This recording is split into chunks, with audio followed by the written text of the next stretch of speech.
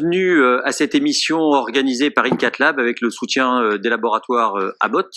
Je suis Thomas Cuisset, je travaille à l'hôpital de la Timone à Marseille et je suis très heureux de co-animer cette émission avec mon collègue et ami Jacques Monségu de Grenoble. Et vous allez voir, nous avons la chance aujourd'hui d'avoir vraiment deux cas magnifiques qui vont nous servir de base de discussion. Le premier cas va nous être présenté par Charles de Liège et Marine Quillot d'Avignon va nous présenter le second cas un petit peu plus tard. Thomas, avant de démarrer ce webinaire, juste rappeler à nos auditeurs qu'ils ont la possibilité et le devoir de nous poser des questions autour de la thématique du jour, qui est la prise en charge de la lésion calcifiée. Et sans plus attendre, Thomas, le challenge de ces lésions, quel est-il? Et place de l'imagerie en même temps. Effectivement, merci beaucoup Jacques. Alors effectivement, avant de discuter de cette thématique à travers des cas cliniques pour vraiment coller à votre pratique, on voulait simplement avec Jacques planter le décor et parler plus globalement du challenge de la lésion calcifiée. Et je suis sûr que c'est votre pratique à tous. La lésion calcifiée, ça pose beaucoup de problèmes dans notre quotidien. On n'arrive pas à amener nos devices, on peut les endommager et on va avoir des résultats à court terme et à long terme qui vont être suboptimaux. Et fort heureusement, se sont développées ces derniers temps de nouvelles armes spécifiques pour la prise en charge de ces lésions calcifiées. Alors, j'ai sur cette diapositive globalement listé les trois grands outils dont on dispose, l'atérectomie rotationnelle, l'atérectomie orbitale et la lithotripsie, en essayant évidemment d'insister sur celle dont on va parler plus spécifiquement aujourd'hui, c'est-à-dire l'atérectomie orbitale, et en essayant de lister sur cette diapositive, on va dire ces grands points forts, que sont évidemment le traitement des lésions calcifiées, possiblement des lésions non franchissables, mais avec comme principale caractéristique d'être intéressante pour les lésions calcifiées dans les tortuosités, dans les lésions longues, dans les lésions à la fois calcifiées superficielles et profondes, et très intéressante dans les longues lésions avec des différences de calibre sur une artère. Donc simplement, on le sait, là où le rotablator va être plutôt actif sur le calcium superficiel et peut-être la lithotripsie plutôt sur le calcium profond, on a l'impression que l'orbital, ça va être un peu fromage et dessert, Jacques, et qu'on va pouvoir finalement cibler les deux formes de calcium. Très intéressant également l'orbital pour les lésions longues. Un exemple ici sur cette IVA, comme vous le voyez, très longue, très calcifiée avec des lésions étagées. Et on sait que l'orbital sera particulièrement intéressante sur ces lésions longues. L'autre aspect, et on sait quand on parle de lésions longues, très souvent ça va être le cas notamment sur l'IVA, on va pouvoir partir d'une IVA proximale qui va faire 3,5 à une IVA distale qui peut faire 2,5. Et là, l'orbital va être particulièrement intéressant parce qu'avec finalement la même couronne, on va pouvoir, en jouant sur la vitesse, traiter des lésions calcifiées sur des vaisseaux de calibre très différents, alors qu'on sait qu'avec la lithotripsie ou le rotablator, on devra changer de dispositif et donc doubler le coût de la procédure. Donc juste ici un exemple, vous voyez très bien l'IVA proximale qui fait sans doute 3,5, là où l'IVA distale fera plutôt 2,5. Donc là, ça va être particulièrement intéressant parce qu'avec la même couronne, on va pouvoir jouer sur la vitesse pour traiter cette IVA sur des calibres très différents. Le dernier point très important, et on va en rediscuter notamment à travers le très joli cas que va nous présenter Marine, c'est les lésions très tortueuses. Parce qu'on sait que dans les lésions calcifiées très tortueuses, la lithotripsie va poser parfois des problèmes de franchissement, le rotablator peut-être des problèmes de complications potentielles, là où l'orbital va être particulièrement intéressante. Donc, un très bon exemple, ici on voit bien une calcification à l'entrée vraiment d'une chicane sur l'IVA moyenne, et on comprend bien la raison pour laquelle l'orbital sera sans doute plus intéressante que le rotablator dans ces lésions très spécifiques. Donc au-delà de l'utilisation des devices dédiés, sans doute des grands messages que vous utilisez très probablement dans votre pratique de tous les jours pour les lésions calcifiées. La première, c'est un peu une la palissade, mais c'est pas de stenting direct, ça peut paraître logique, même si ça se voit, on voit tout. De considérer l'utilisation de devices dédiés, de toujours bien évaluer l'expansion du stent. Alors, il est vrai idéalement par de l'imagerie intracoronaire, mais si c'est pas le cas, par de l'angiographie, par des systèmes de rehaussement de stent, en fait, utiliser tout ce dont on a à notre disposition. Et ensuite, si c'est suffisamment calcifié pour utiliser un device dédié, sans doute qu'après le stent, ça a du sens de systématiquement optimiser, et notamment avec des ballons non compliants à forte pression. Le point suivant, c'est l'utilisation de l'imagerie dans les lésions calcifiées. Je dirais que c'est sans doute très utile, sans être obligatoire, mais c'est très utile. Et si on ne fait pas d'imagerie, une fois de plus, il faut essayer d'utiliser tout ce qu'on a à notre disposition, c'est-à-dire l'angiographie, les systèmes de rehaussement, pour planifier et optimiser notre angioplastie. Parce qu'on le sait, dans les lésions calcifiées très critiques, malheureusement, parfois, on a même de la difficulté à franchir la lésion avec la sonde d'imagerie, et ça peut effectivement être une limite. Donc, quelles vont être les grandes informations, et on va discuter ça pendant les cas. La première information de l'imagerie, c'est est-ce qu'on a besoin d'utiliser un device dédié, ou est-ce que ballon stent, ça peut suffire? Là, on a des scores très bien faits avec les différentes modalités d'imagerie, pour globalement nous dire que la charge de calcium est suffisamment importante pour justifier un device dédié. Et si on répond oui à cette question, évidemment, la deuxième question, ce sera quel device en fonction du type de calcification. Je ne vais évidemment pas rentrer dans les détails, mais on sait qu'on va avoir énormément de phénotypes différents quand on parle de lésions calcifiées et qui vont être plus ou moins adaptés à tel ou tel dispositif. Et pour revenir finalement sur l'utilisation des dispositifs dédiés, c'est simplement partager avec vous un algorithme de finalement quand est-ce qu'on va utiliser autre chose que ballon stent pour des lésions calcifiées et quand est-ce que l'angioplastie conventionnelle ne va pas être suffisante. La première chose, et là c'est très simple, c'est quand on ne peut pas franchir avec un ballon ou avec le cathé d'imagerie, là forcément on va partir d'emblée sur un dispositif dédié, un device dédié, et en général de l'atérectomie, que ce soit rotationnelle ou orbitale. Le deuxième cas de figure, je dirais le plus favorable, c'est quand on va prendre la décision a priori, c'est-à-dire qu'on va évaluer soit l'angiographie, soit l'imagerie, et sur la base des informations dont on dispose, on définit le plan de vol et on part pour l'utilisation d'un device dédié.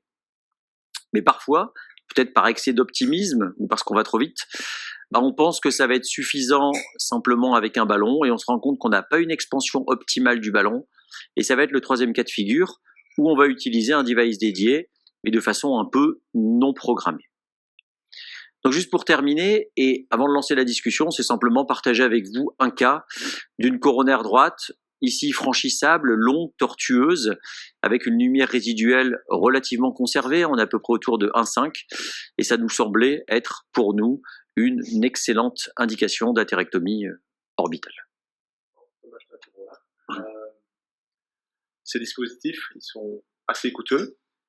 Dans ta pratique, est-ce que tu fais comme on nous a enseigné finalement classiquement, de tester comment l'artère réagit à une prédilatation simple avec un ballon non compliant, ou est-ce que tu préfères prendre d'emblée ces dispositifs une fois que tu es convaincu qu'il faudra les utiliser par la suite? Non, c'est une très bonne question, Charles. Effectivement, je dirais que de plus en plus, on essaye d'avoir les informations et d'avoir un plan de vol qui inclut l'utilisation du device dédié. Parce que l'utilisation, comme je l'ai dit, un peu en bail-out ou en catastrophe, on sait qu'on est dans des mauvaises circonstances. Parce qu'avec l'échec du ballon, on peut avoir disséqué, et on sait qu'on va augmenter le risque de complications. On est aussi en termes organisationnels dans des mauvaises circonstances, parce qu'on va demander à l'équipe paramédicale de préparer l'orbital un peu en catastrophe, alors que ce n'était pas prévu. Donc je dirais que je pense que c'est pas bien pour le patient, c'est pas bien pour l'organisation du cath lab. Donc je pense que quand on y pense, il vaut mieux le mettre dans le plan de vol d'emblée, plutôt que le faire en catastrophe en cours de procédure, je pense. Peut-être, Jacques, pour continuer à planter le décor, là on a parlé des lésions calcifiées, tu peux nous en dire un petit peu plus sur cette technique d'atérectomie orbitale qu'on va voir ensuite dans les deux très beaux cas de Charles et Marine. Avec plaisir. Alors, tu nous l'as dit, tu nous l'as rappelé, en gros, il y a trois majeurs.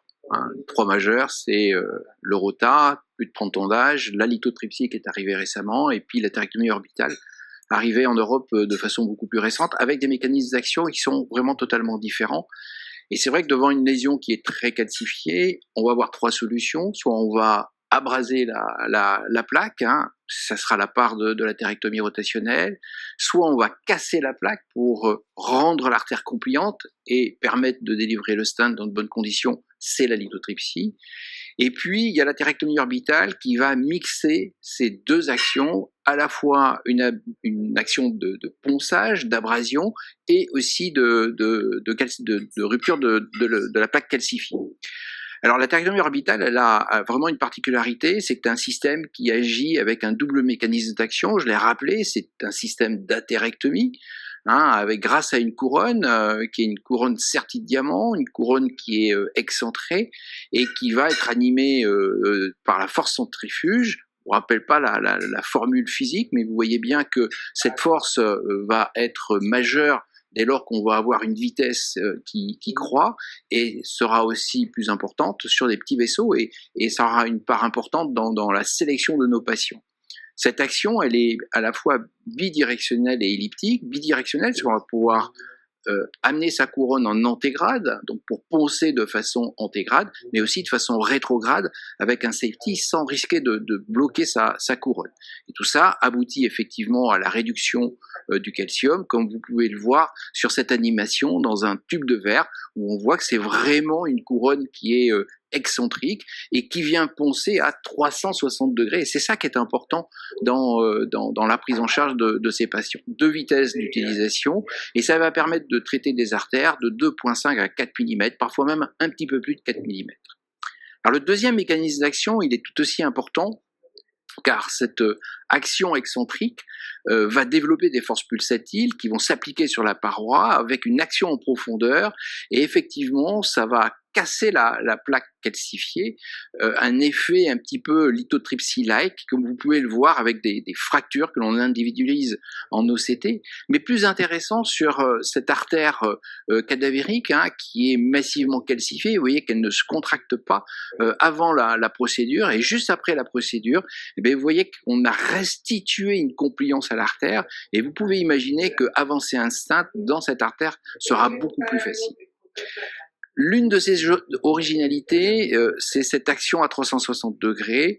Alors, lorsqu'on est sur un vaisseau qui est à peu près rectiligne par rapport à l'atérectomie rotationnelle, la différence est moindre. Mais par contre, sur des vaisseaux qui sont tortueux, et tu l'as rappelé tout à l'heure, l'action va être en antégrade plus bénéfique effectivement sur la partie qui est convexe, et par contre sur la partie qui est concave, l'effet rétrograde sera majeur, et donc on va avoir un ponçage qui va se faire sur vraiment 360 degrés, et je le rappelle, cette technique, c'est le Diamond Back 360 degrés. Et c'est pas pour rien que dans le nom, on a figuré ce ponçage circonférentiel. Alors moi, ce qui dicte mon choix, et je te rejoins par rapport à ton algorithme, sont les lésions longues avec un gros engagement calcique. Les artères qui ont une discongruence, et effectivement sur une lésion qui est longue, que ce soit une iliaque, soit une coronaire droite, le segment proximal obligatoirement est plus gros que le diamètre distal. Un petit mot sur les bifurcations. On sait que, comme tous les systèmes d'atérectomie, on préserve la branche fille par rapport au risque de plaque shifting que l'on a avec des ballons, quels qu'ils soient. Cet outil est particulièrement utile dans les lésions tortueuses parce qu'effectivement, le ponçage est doux et il y a beaucoup moins de chances, je dis bien beaucoup moins de chances parce qu'il y a quand même des complications d'avoir une effraction et d'avoir une perforation. Et effectivement, sur ces calcifications qui sont circonférentielles, le phénomène de tourner à 360 degrés ne peut être que bénéfique. Alors, je fais une dernière aparté dans ce qui dicte mon choix. Ce sont les lésions nodulaires, et on va en parler tout à l'heure avec Charles, où je pense que cet outil est certainement l'outil le plus adapté pour les traiter, parce que ce sont des lésions pour lesquelles on est dans une impasse thérapeutique. Alors les composants, c'est relativement simple, un moteur, un lubrifiant obligatoire, un guide spécifique, et puis le device que vous voyez qui ressemble beaucoup un petit peu à ce que vous connaissez avec l'atérectomie rotationnelle. Le guide, qui est un guide spécifique, c'est un guide avec une amanitinol qui lui confère une manœuvrabilité exceptionnelle, je dis bien vraiment exceptionnelle, avec une extrémité qui est en 0,14 et un corps qui est en 0,12 et une extrémité qui est à 1 gramme. Mais il a cette facilité d'utilisation, vous voyez, dans cette IVA très tortueuse avec des branches à la fois diagonales et septales, vous voyez que l'opérateur, sans torqueur, avance son guide de façon très progressive. Alors, bien entendu, on rentre aussi dans les toutes petites branches, mais tout ça permet d'amener son guide dans une artère vous l'avouerez, quand même excessivement tortueuse, en toute simplicité. Et dans mon expérience, je n'utilise même plus du guide classique sur lequel je vais mettre un microcathéter. Je pars directement avec mon guide spécifique. Le système la couronne unique, 1,25 mm, qui va nous permettre de traiter des artères de 2,5 à 4 mm, et puis un système qui est tout à fait simple à utiliser, avec un bouton d'avancement, un bouton on-off, 2 choix de vitesse, 80 000 et 120 000 tours minute, et un frein à l'arrière qui nous permet de bloquer notre guide. Il faut néanmoins respecter des bonnes règles d'utilisation. Un guiding de 6 French minimum, si possible avec un bon support. Comme toute lésion complexe, il faut un bon support, de la coaxialité. On peut utiliser une extension de guiding cathéter, et on verra dans un des 2 cas où effectivement ça a été nécessaire. Il faut positionner son guide en distalité, en maintenant l'extrémité de son guide vraiment dans la lumière principale. On va avancer la couronne qu'on aura testée à l'extérieur du patient, et une fois qu'on aura amené la couronne dans l'artère, il faut relâcher les tensions. C'est super important de relâcher les tensions pour éviter la couronne lorsqu'on va la mettre en marche, qu'elle jump, et c'est là qu'elle va créer des perforations, c'est là qu'elle va créer une dissection. Le ponçage, à la différence du système d'athérectomie rotationnelle, est un ponçage qui est très lent. On dit classiquement 1 mm/s. Vous pouvez très bien le comprendre, puisque vous avez un système de couronne qui tourne à 360 degrés. Si vous la poussez rapidement, vous allez sauter sur la plaque calcifiée et vous n'arriverez pas à traiter toute votre artère. On va toujours partir sur une vitesse lente, 80 000 tours minute, et on adaptera une vitesse rapide en fonction effectivement de la taille de l'artère, du type de lésion. On fait des runs courts, 30 secondes, en laissant une période de repos, et on essaie de ne pas dépasser 5 minutes de temps maximum d'utilisation. Tout ça est très relatif. Le retrait se fait en glide assist à 2500 tours minute. Et la problématique de l'évaluation post-athérectomie, on va en parler obligatoirement parce que c'est une vraie question de savoir comment évaluer son travail, savoir quand est-ce qu'on doit s'arrêter ou quand est-ce qu'on doit reprendre son travail. Avantages limites, pour moi les avantages c'est une seule couronne qui permet de traiter toutes les tailles d'artères, un guide spécifique qui vraiment est facile à utiliser, un ponçage à 360 degrés, une action qui est à la fois superficielle mais aussi profonde grâce aux forces pulsatiles. Je trouve que c'est très doux en termes d'utilisation, c'est très sécure sur le plan des tortuosités, et puis je l'ai rappelé, sur les lésions nodulaires, c'est un très bel outil. Alors, bien sûr, il y a des contre-indications en cas de dissection, en cas de thrombus, en cas de vaisseau unique. Ça peut se compliquer comme tous les systèmes d'athérectomie, mais si effectivement on est précautionneux, si on a bien analysé sa lésion, ça se passe sans trop de problèmes. Ça nécessite une certification préalable, faut faire 6 cas avec un proctor. Et puis, bien entendu, malheureusement, comme tous ces systèmes, le coût qui est non négligeable. Ouais, merci Jacques. Tu me dis très bien, cette technique est intéressante parce que certainement la plus complète. Tu nous exposes aussi son problème du coût actuellement. Et pour beaucoup, il est difficile de la positionner par rapport aux autres devices dédiés du calcium. Donc toi, dans ta pratique, comment tu choisis entre ces différents devices et où est-ce que tu places l'athérectomie orbitale ?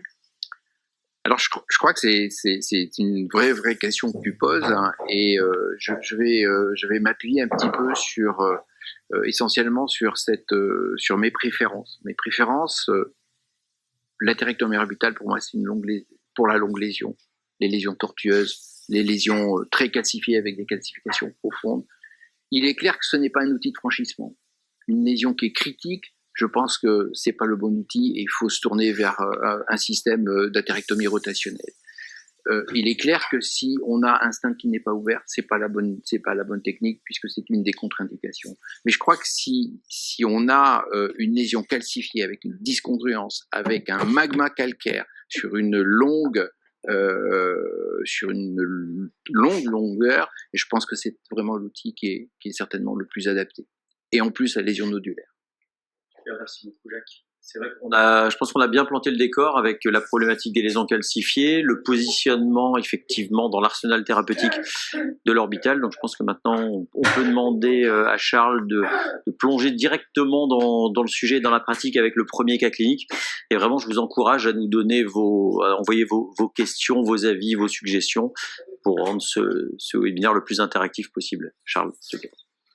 Alors voilà, moi je vous présente un cas assez simple finalement, conceptuellement, un patient de 70 ans qui se présente pour une extrasystolie ventriculaire assez significative, et donc son cardiologue lui demande une scintigraphie qui montre une ischémie inférieure, et par conséquent il nous le réfère en coronarographie. Donc je vous montre sa coronaire droite, et vous voyez assez facilement qu'il y a une sténose qui a l'air significative au niveau du deuxième segment.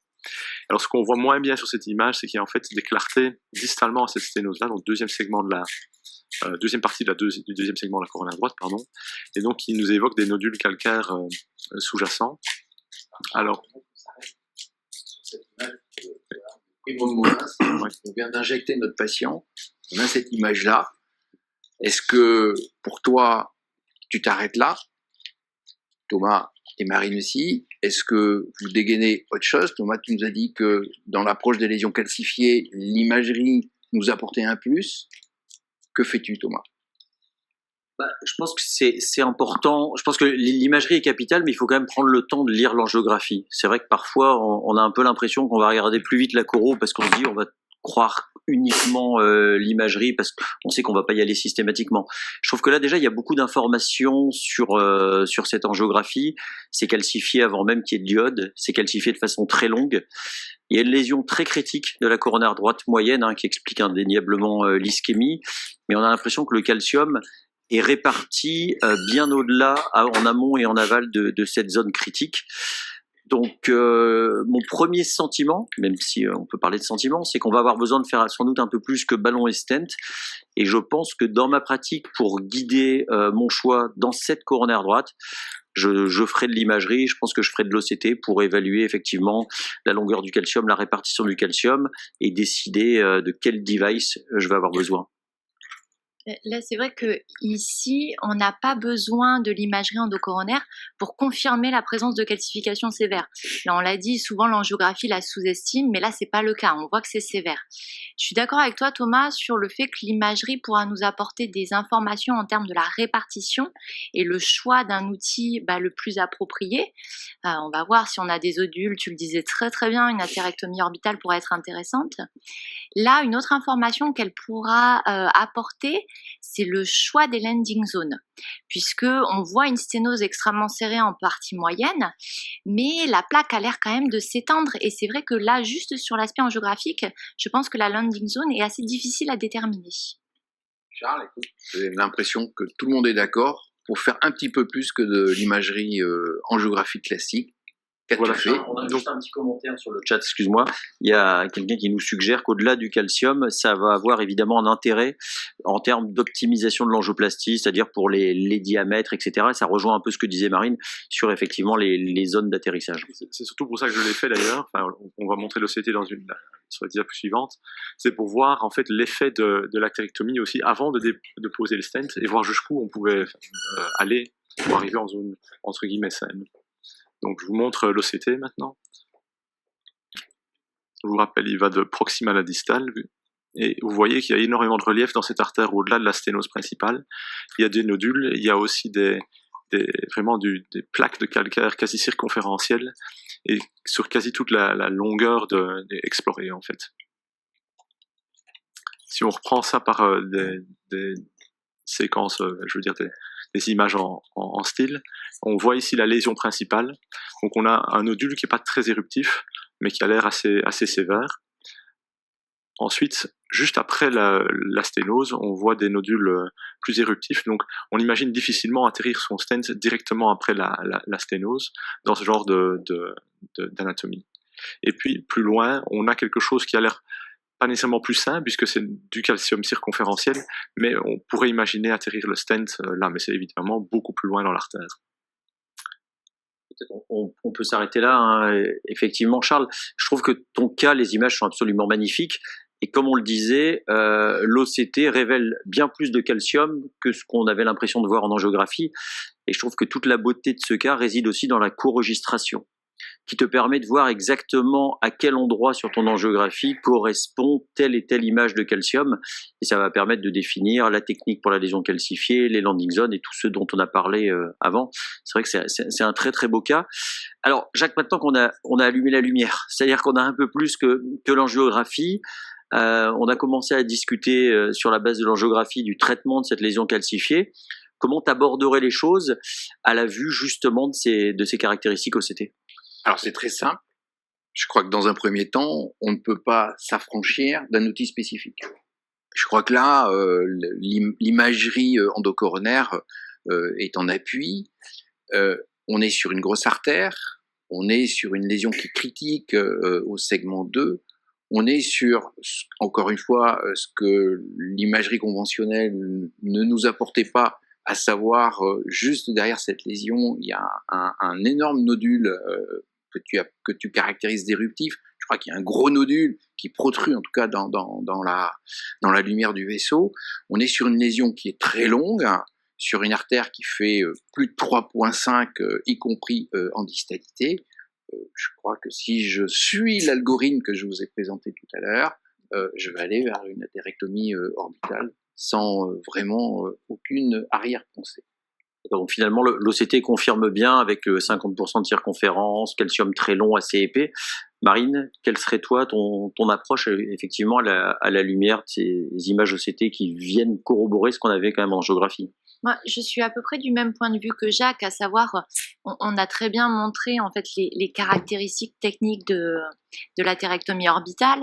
Et là, on est sur une lésion qui combine à la fois de la longueur, du large vaisseau, du calcium profond, du calcium superficiel, des nodules. Et donc, c'est vrai que je trouve que moi, ce type de lésion est la candidate idéale pour une atérectomie orbitale. On a coché un peu toutes les cases Exactement. Dont on a parlé avec Jacques. Il manque la tortuosité, mais sinon, c'était... un petit peu tortueux. Alors, peut-être la deuxième étape, on a dit, bon, on est OK, c'est une très bonne lésion pour de l'orbital. Maintenant, la question que j'ai envie de vous poser avant de voir ce que Charles a fait, c'est comment on fait l'orbital dans cette coronaire droite de ce diamètre avec cette répartition du calcium. Et allez, je commence par Marine cette fois. Franchissement au Viper, puisque Jacques nous l'a dit, la manœuvrabilité est exceptionnelle de ce guide. Approche en glide assist jusqu'en partie moyenne de la coronaire droite.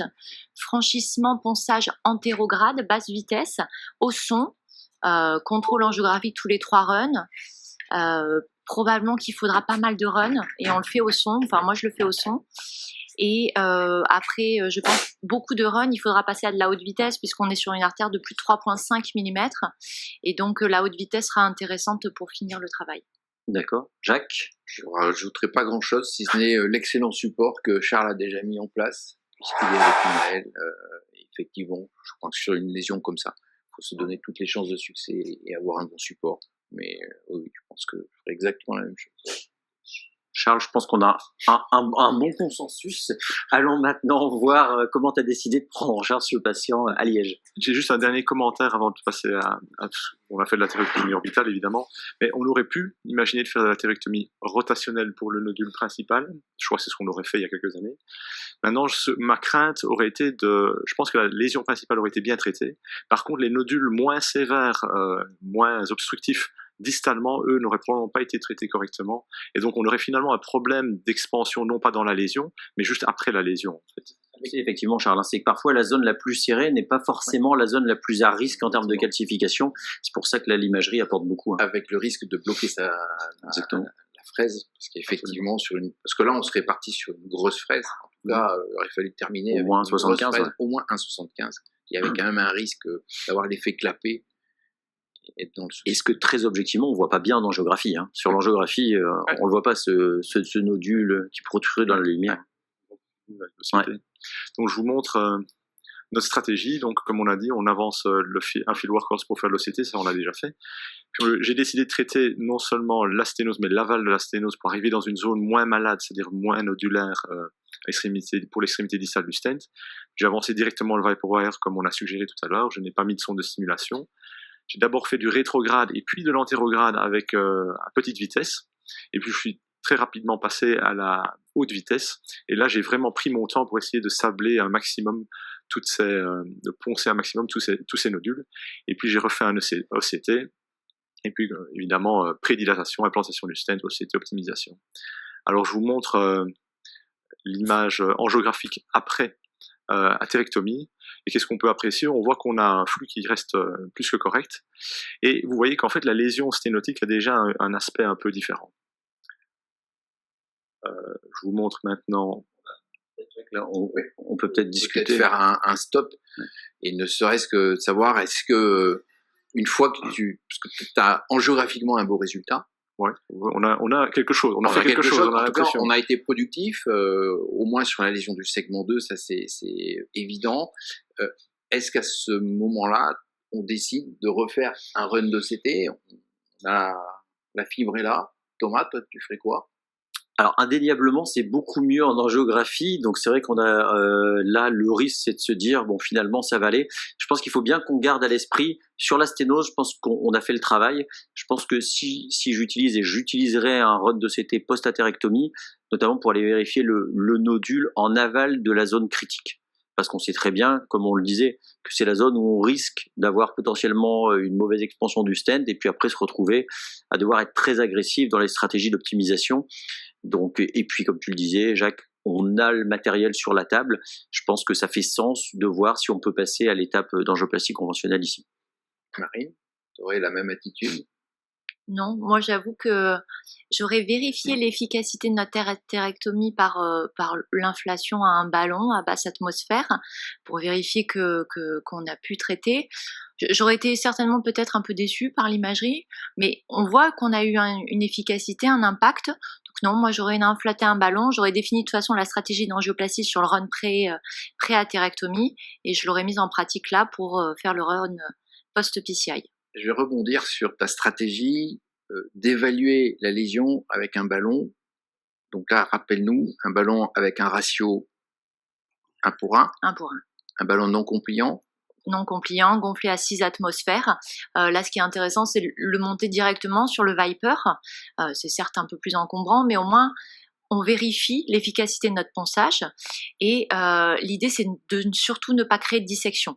Car s'il reste une empreinte, on peut encore refaire une atérectomie et continuer nos runs de ponçage. On peut aussi se servir de la position du guide au moment de l'inflation du ballon, parce qu'on sait très bien, notamment sur le nodule, que si le guide est pile au milieu du ballon, ça veut dire qu'on a une inflation bien concentrique du ballon, alors que si le guide est complètement refoulé sur un côté du ballon, ça peut, je trouve, être un petit signe indirect pour se dire qu'on peut peut-être optimiser un petit peu plus le calcium.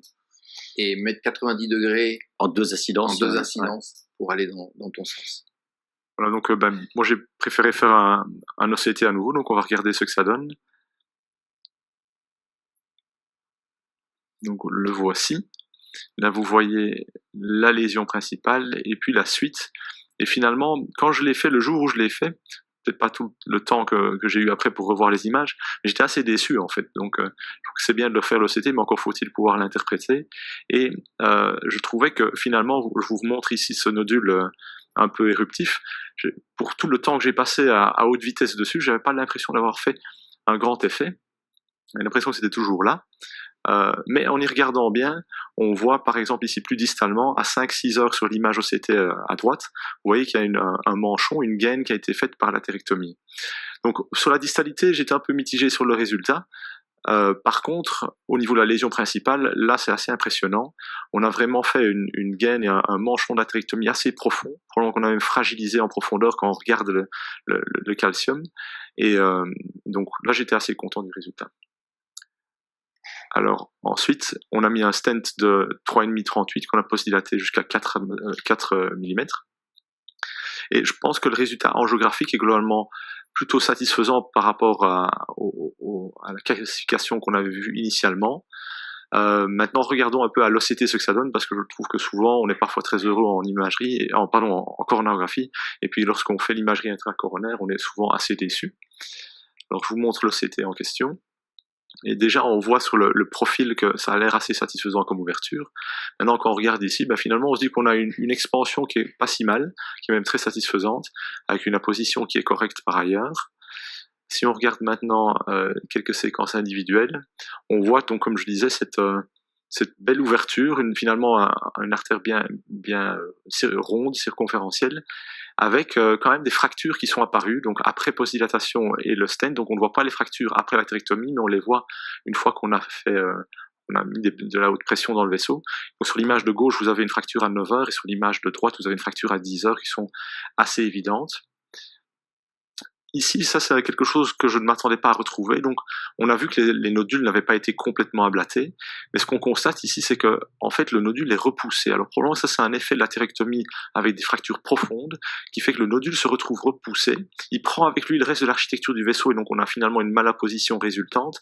Mais le stent en soi est bien ouvert, bien circonférentiel. Alors vous allez me dire, est-ce qu'on a gagné quelque chose en introduisant la malopposition et en perdant la sous-expansion? Ça, je crois qu'on ne le sait pas à l'heure actuelle.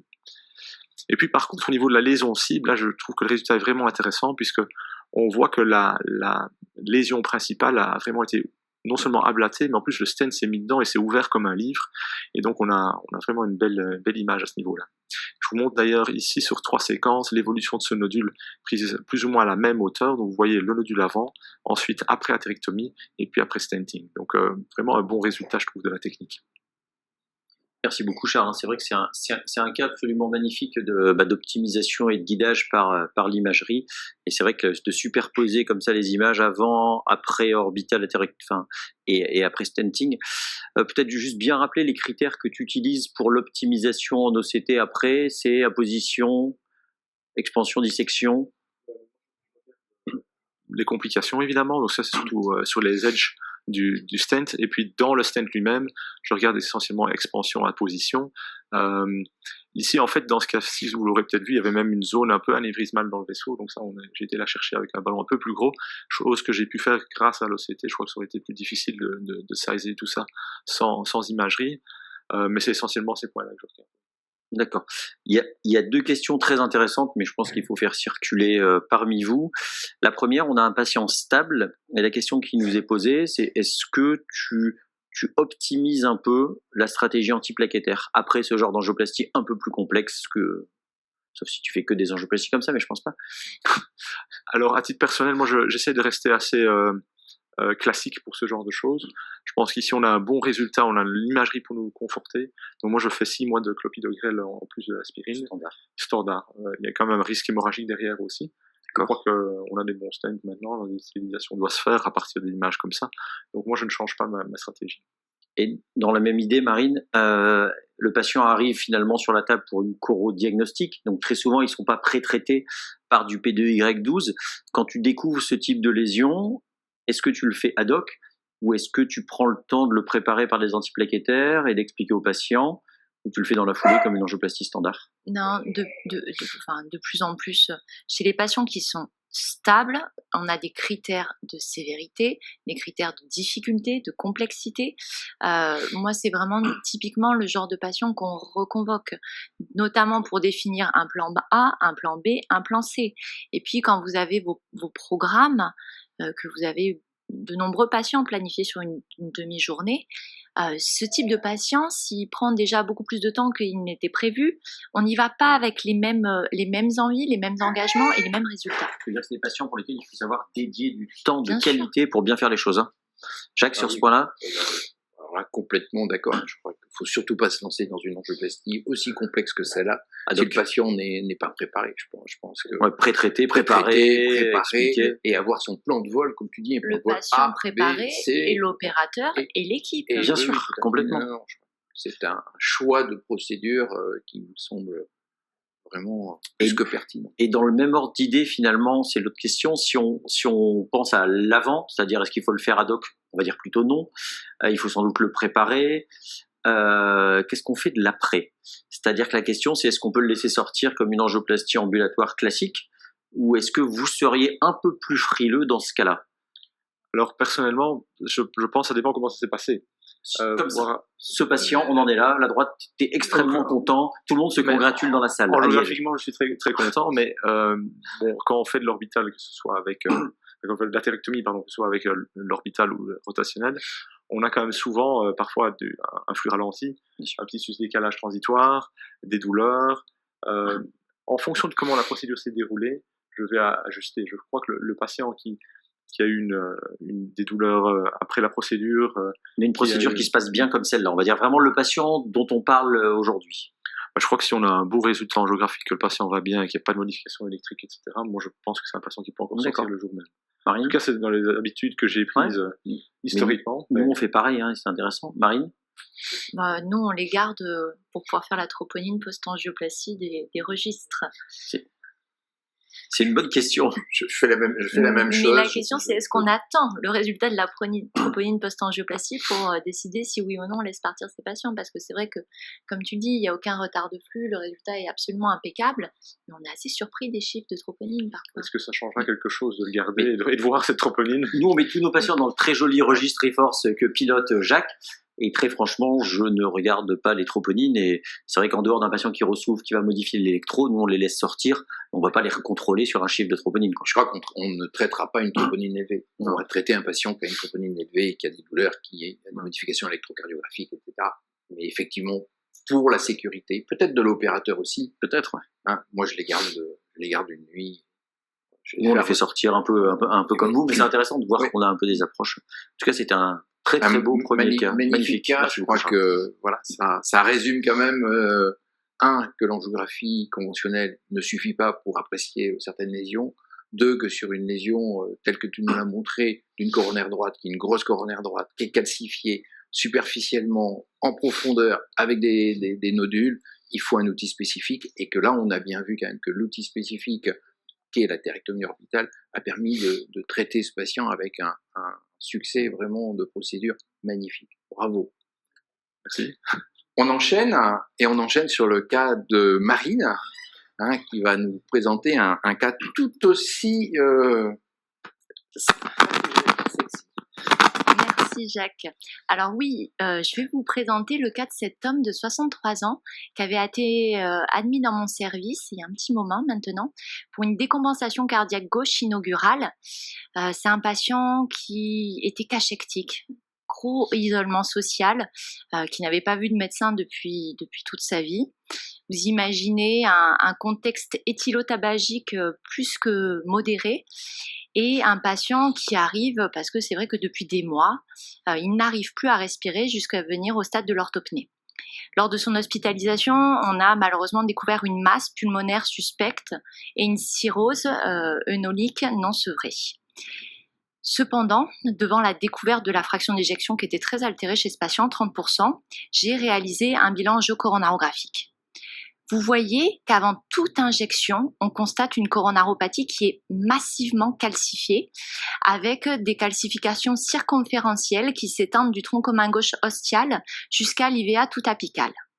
À l'injection, on constate qu'en plus d'être extrêmement calcifiée, la coronaropathie est extrêmement tortueuse, marquée par des sténoses serrées du tronc commun gauche qui englobe l'IVA proximale qui paraît extrêmement serrée, puis une sténose de l'IVA proximale juste avant la courbure, et en sortie de courbure, pareil, on constate plusieurs zones de sténose très très serrées avant une zone d'anévrisme. Et l'autre particularité que vous avez pu constater, mais dont je ne vous ai pas montré l'angiographie, c'est une occlusion chronique de la coronaire droite qui a été reprise par des collatérales essentiellement septales.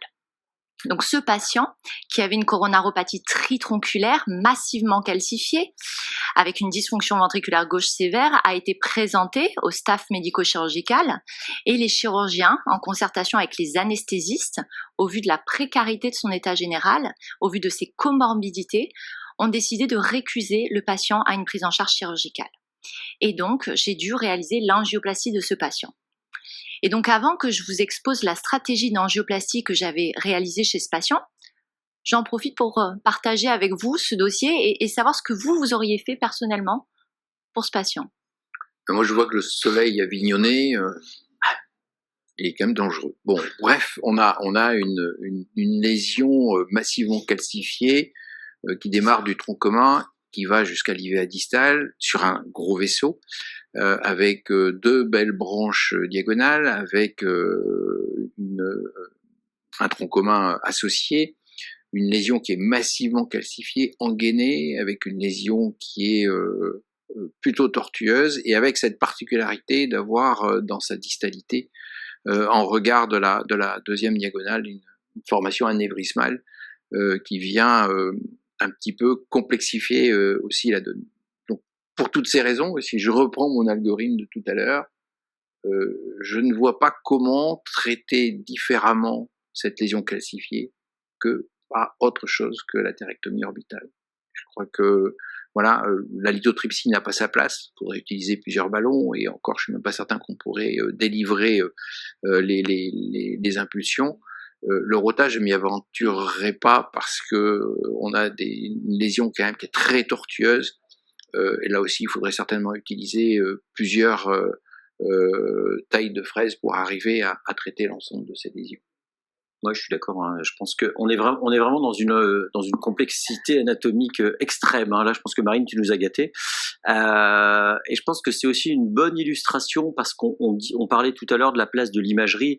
Alors, c'est vrai que c'est toujours très important et ça reste très théorique. On dit une lésion complexe, il faut faire de l'imagerie. Je pense sincèrement qu'ici, compte tenu de l'aspect de la lésion, d'une part, je pense qu'on franchira pas la lésion avec le cathéter d'imagerie actuel.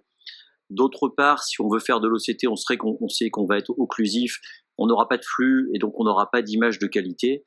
Donc je pense que ça rejoint un peu ce qu'on disait tout à l'heure, hein, Jacques, c'est-à-dire que l'imagerie c'est extrêmement important dans les lésions calcifiées, mais il faut pas être dogmatique parce que je pense que si là on se bat trop pour faire de l'imagerie, je pense qu'on risque de dégrader le patient très vite plutôt que lui rendre service. Et donc on a dit plutôt pas d'imagerie et plutôt de l'orbital pour nous, Jacques, et pour toi, Charles, à Liège. Moi, j'aime beaucoup l'imagerie, mais là, effectivement, je pense que c'est peut-être poussé un peu trop loin.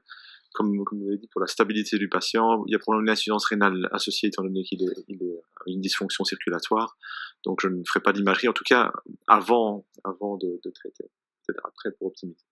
Peut-être avant de voir ce que Marine, on a une question intéressante et à mon avis très pertinente. On a une droite occluse, on a un VGA à 30%, on a un patient jeune, 60 ans, et on va faire des acrobaties techniques. Même si l'orbital va nous aider, mais on va faire des acrobaties quand même sur le tronc et l'IVA. Quelle est la place pour les systèmes d'assistance dans ce genre d'angioplastie, Marine? C'est la question qui nous est posée. En France, on a du mal à faire entrer dans nos pratiques l'angioplastie assistée. On a du mal aussi à définir les critères, mais c'est vrai que si on doit définir un patient qui aurait des critères, bah lui, c'est un patient idéal en fait. Jeune, dysfonction VG, droite occluse, tronc serré. Cependant, chez lui, les problèmes qui se sont présentés, c'est l'accessibilité de la technique. Moi, personnellement, sur Avignon, je ne l'ai pas. Le patient ne voulait pas aller à la capitale, à Marseille. Donc, ça ne pouvait pas. Et troisième difficulté, c'était... Vous pouvez imaginer ces axes vasculaires ressembler à ces artères coronaires. Des axes extrêmement calcifiés, extrêmement tortueux, et donc avec, on le sait, ces devices exposent au risque de complications vasculaires. Donc pour toutes ces raisons, j'ai choisi de ne pas réaliser cette procédure sous assistance. Et pour rejoindre cette question, tu parles de la capitale. Est-ce que tu penses que chez certains patients jeunes comme ça, un backup chirurgical, ça peut avoir du sens? Oui, mais là, il avait été récusé. Il a été récusé complètement. D'accord. Moi, ce que j'aime bien dans ces cas vraiment limite où on envisage un support circulatoire, c'est éventuellement un anesthésiste, voire une anesthésie générale, parce que dès que le patient va commencer à se sentir un peu moins bien, il va gérer tout le patient pendant que nous on gère la coronaire en quelque sorte. Et ça peut rendre la procédure beaucoup plus fluide, bien sûr. Alors Marie, qu'as-tu fait? J'ai partagé entièrement vos réflexions, à savoir, il fallait un outil dédié. Vous avez vu, c'était massivement calcifié. Alors, l'atérectomie rotationnelle ne me paraissait pas un bon outil en raison, comme tu l'as dit Jacques, des tortuosités qui exposaient au risque de perforation coronaire. L'anévrisme au niveau de l'IVA3 également faisait craindre un risque de perforation en cas de fraisage dans ce segment. Ensuite, moi, j'étais vraiment inquiète de la sténose serrée qui se trouvait après la courbure, dans l'IVA moyenne, où je me disais si jamais je la fraise au rotablator, j'avais peur d'arriver à haute vitesse dans cette courbure et de me planter dans cette sténose très serrée, donc un risque de blocage de fraise qui m'inquiétait. Vous l'avez très bien dit aussi, une artère qui a des calibres différents, que ce soit un tronc commun gauche qui a plus de 5 mm, jusqu'à une IVA distale qui fait peut-être moins de 3 mm. Et donc, il aurait fallu utiliser plusieurs devices. Et on l'a dit, le rotablator est un très bon device, mais qui fraise uniquement le calcium superficiel. Et là, sur l'angiographie, on voyait vraiment assez bien l'épaisseur des calcifications.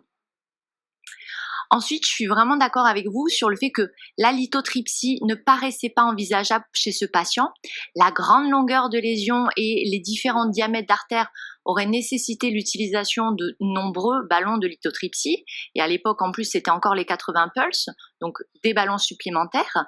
Ensuite, vu les tortuosités, la probabilité qu'on franchisse avec ce device paraissait extrêmement faible.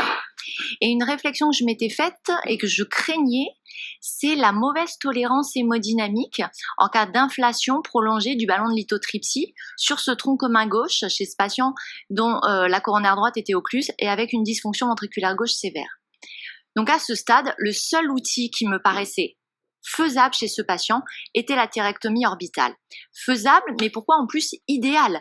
Parce que tu l'as très bien dit, Jacques, la thérectomie orbitale offre la possibilité d'un ponçage antérograde et rétrograde, donc un ponçage bidirectionnel.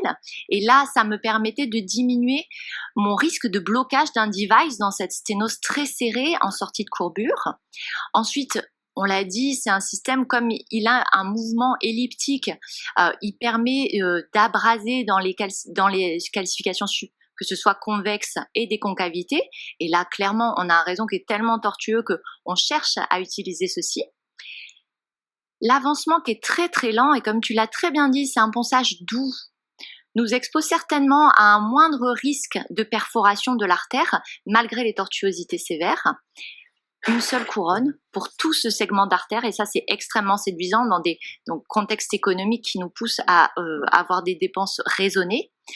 Et quelque chose qui n'est pas très décrit, mais que je m'étais dit intellectuellement, on sait que la couronne est montée de manière excentrée, donc on le constate quand on fait des ponçages, on voit que le flux est maintenu dans l'artère.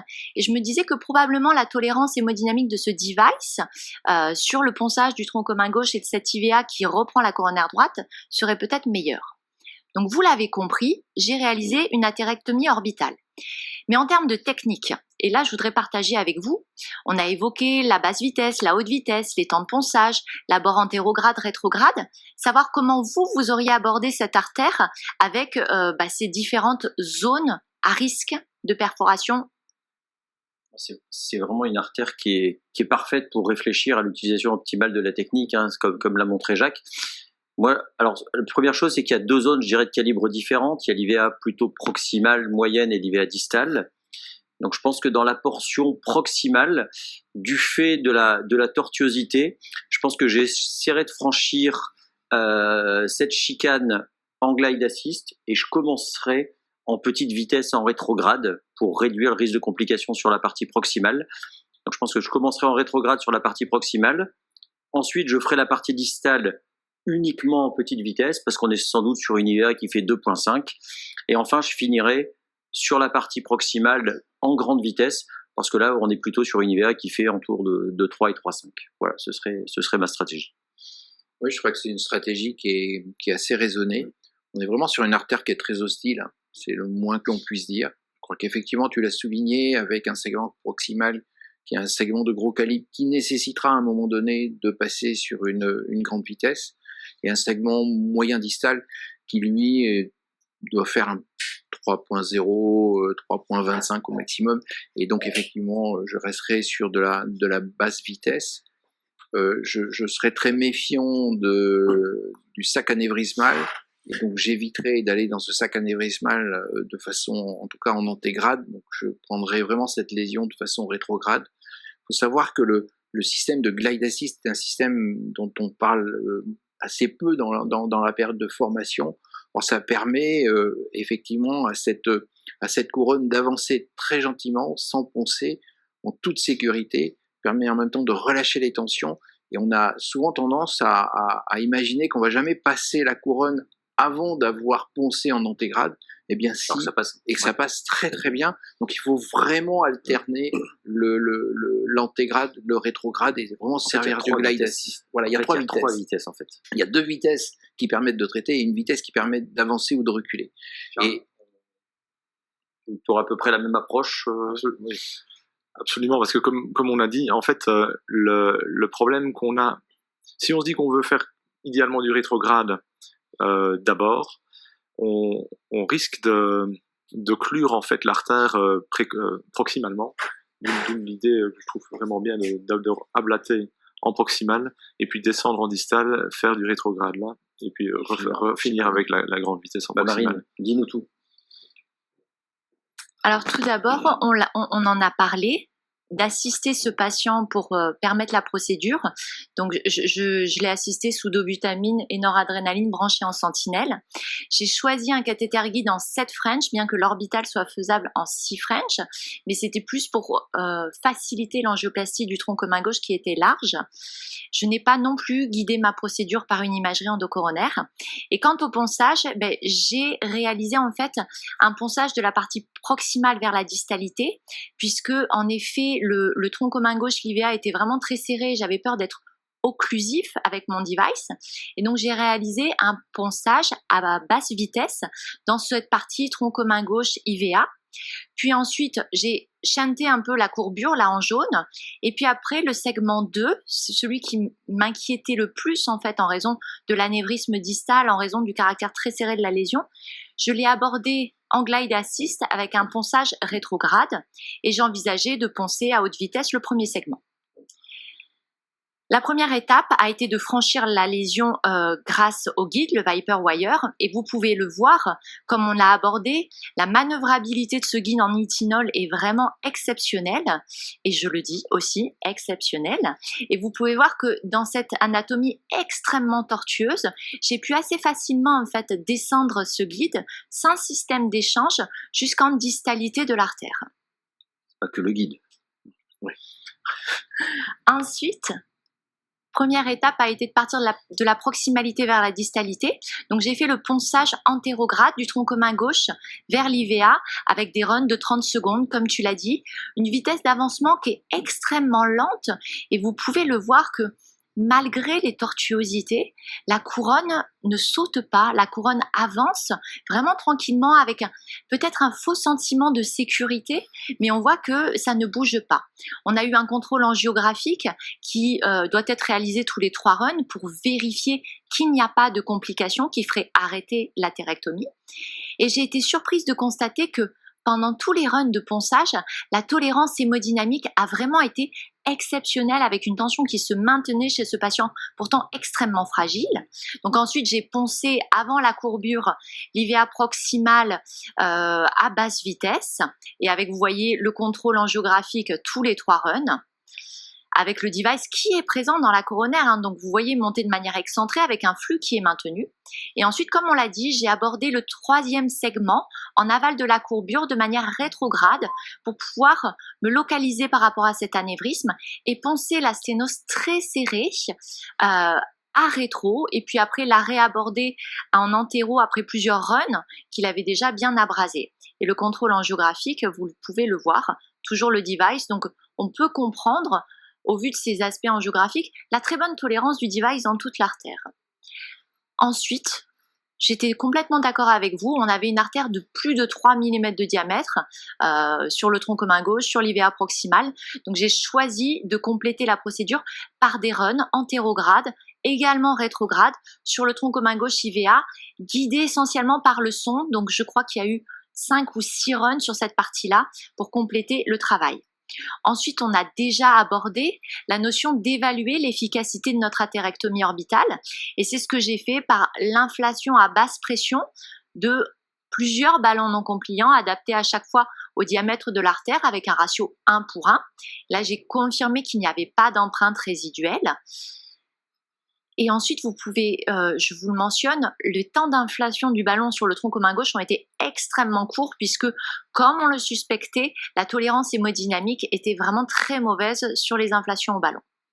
Ensuite, il a fallu une extension de cathéter guide pour pouvoir amener les stents, amener un premier stent en distalité, un Xience de 3 x 48 mm, et un deuxième stent Xience en amont jointif de 3,5 x 48 mm avec un pot au niveau du tronc commun gauche. Un guide que j'avais mis dans la circonflexe après le ponçage fait, pour pouvoir au cas où sécuriser ma circonflexe au moment des inflations au ballon et des stents. Et vous pouvez voir ce contrôle angiographique qui, en fin de procédure, en angiographie ne montre pas de sous-expansion évidente, montre un bon résultat d'angioplastie, pas de ralentissement du flux malgré des temps de ponçage très longs sur une artère extrêmement pathologique et très longue.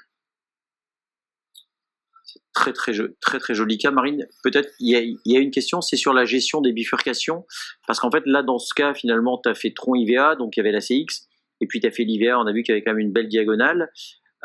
Tu fais de l'atérectomie orbitale dans les bifurcations, considérant qu'il y a très peu de risque de perdre la branche fille. C'est un peu ce que nous disait Jacques. Oui, on fait de l'atérectomie orbitale comme on fait du rota et depuis très longtemps en fait, c'est-à-dire que le risque de plate shifting est vraiment rare, exceptionnel. L'expérience, je pense que on en a tous connu un, mais c'est les cas très très rares. Donc c'est vrai que on est beaucoup plus rassuré de penser dans une zone de bifurcation que d'aller inflater au ballon où là la protection paraît nécessaire. Donc fermer effectivement la branche fille. Non, c'est vraiment un cas magnifique, et surtout c'est un cas où je pense que l'orbital n'est pas une alternative à l'arsenal thérapeutique habituel, c'est sans doute la seule solution, parce que comme tu le dis très bien, pour des raisons de franchissement, pour des raisons d'anatomie, chez ce patient extrêmement fragile, c'était sans doute la seule solution qui lui a permis de sortir du cath lab. Alors, tu dis qu'après avoir fait ton atérectomie, tu prédilates avec le même fil. Donc tu ne mets pas un autre fil à la place. Moi, je fais différemment. Enfin, on l'a vu, il y avait souvent 2 guides quand je faisais l'OCT. Pourquoi est-ce que tu restes sur le même fil? Je vérifie l'absence d'empreinte résiduelle sur le Viper. S'il n'y a pas d'empreinte résiduelle, j'amène un autre guide, puisque là, il fallait amener plusieurs stents, une extension de cathéter, et vraiment, le 3,25 m est quand même assez difficile à gérer sur une table. Mais en tout cas, les premières inflations au ballon, à basse pression, moi, je les fais sur le Viper, pour voir s'il y a besoin de compléter par d'autres runs d'atérectomie. Je prends d'autres guides en laissant le Viper, ce qui revient un petit peu au même, et ce qui permet de servir un peu de cutting du pauvre avec le guide en parallèle, et de buddy wire pour amener parfois le ballon et le stent. L'autre raison, c'est s'il y a une complication quand on prédilate, ce qui malheureusement peut arriver, qu'on a une perforation, mais on ne se retrouve pas avec un guide de 3 mètres pour enchaîner les ballons, le stent couvert, etc. Non, je pense que le message de bon sens, c'est sans doute d'avoir un guide prêt. Mais court. Sur le Viper, on fait l'inflation à basse pression, 6 atmosphères. Le but, c'est vraiment vérifier qu'il n'y ait pas d'empreinte majeure. La prédilatation en non-compliant plus virile, plus agressive, non, il faut avoir un guide plus maniable. Oui, je crois que le message, c'est on travaille sur le Viper jusqu'au moment où effectivement on fait son contrôle avec son ballon, si on n'a pas d'imagerie, et après on part sur un guide tout à fait usuel. Ce qui est intéressant, c'est que finalement le cas de Marine nous montre un peu le cas miroir du cas de Charles. C'est-à-dire qu'on a vu un cas stable, un cas d'une extrême instabilité clinique et d'une anatomie extrême, et c'est intéressant de voir que finalement on arrive maintenant à situer l'orbital dans des situations cliniques et anatomiques très différentes. Thomas, nous arrivons déjà à la fin de cette belle émission. Je voudrais d'abord vous remercier à tous les deux, Marine et Charles. Vous avez présenté 2 cas somptueux, vraiment différents, mais là où je crois aucune autre technique n'aurait permis de traiter de façon sécuritaire vos 2 patients. Thomas, je te remercie aussi. Avec grand plaisir, Jacques. Merci beaucoup. Un grand plaisir. Merci à nos internautes qui ont posé un certain nombre de questions. Si on devait faire un petit résumé, je crois que les lésions calcifiées, c'est une vraie problématique. C'est probablement plus de 20% de notre activité. On l'a bien vu dans le cas de Charles, on sous-estime la gravité et l'importance des lésions calcifiées si on ne fait pas d'imagerie endocoronaire spécifique. On ne peut malheureusement pas en faire en permanence. parce que c'est time consuming, parce que ça a un coût aussi. Et puis on voit quand même que l'atérectomie orbitale nous apporte un nouvel outil pour traiter des lésions qui vraiment, je pense, auraient été intraitables avec les moyens dont on disposait jusqu'à maintenant. Un grand merci à vous trois. Bonne soirée à tout le monde et rendez-vous sur un prochaine Prochaine émission. À très bientôt. À très bientôt. Bonne soirée à tous. Au revoir. Merci.